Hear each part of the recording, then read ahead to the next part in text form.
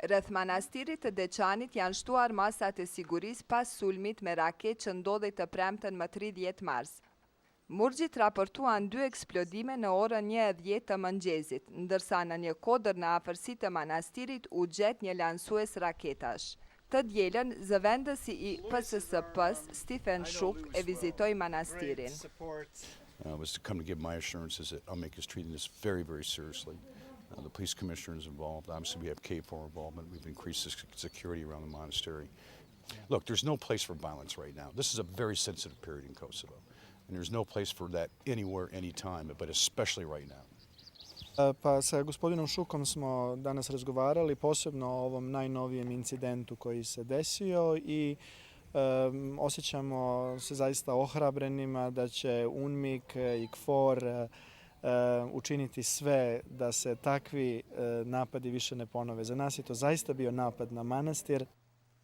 Në vitin 2004, UNESCO e shpalli manastirin trashëgimi kulturore botërore dhe është i mbrojtur nga trupat e paqëruesëve të NATO-s. Shërbimi doganor i Kosovës tani do të jetë plotësisht i përbërë prej zyrtarëve vendor. Në zyrën kryesore të shërbimit, zëvendësi i PSSP Stephen Shook e përuroi drejtorin e ri general Naim Huruglica. Naim Huruglica has taken over a customs service that is already 95% compliant with EU standards. I want to congratulate Naim one more time. I know he will do a wonderful job as the Kosovo Director General, and I know it's in very good hands. Congratulations, Naim. Unë dua ta uroj edhe një herë zotin Naim, sepse e di se shërbimi doganor do të jetë që tani tutje në dua shumë.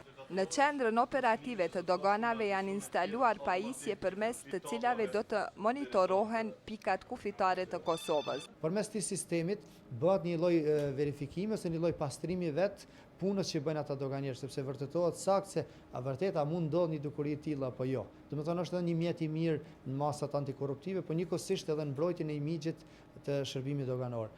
Shërbimi doganor i Kosovës siguron rreth 70% të buxhetit të konsoliduar të Kosovës. Në vitin 2006, kjo paraqit të shumën prej 459 milion eurosh.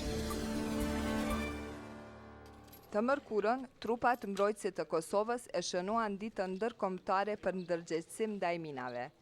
Koordinatori i TMK-s, Matthew Sykes, tha se ekipet deminuese të TMK-s janë duke bërë punë të shkëlqyer, mirë po para atyre ekzistojnë sfida të mëdha. We must not be complacent, however, and 2 main problems remain in Kosovo. Mined areas for which there are no minefield records are still being reported by members of the public, mainly along the border with Albania. Ky profesionalizëm i ekipeve të deminimit do të bartet edhe në forcën e sigurisë Kosovës. TMK-ja krenohet me pjesëtarët e batalionit të deminimit për punën dhe sakrificën e tyre për një Kosovë të pastruar nga minat.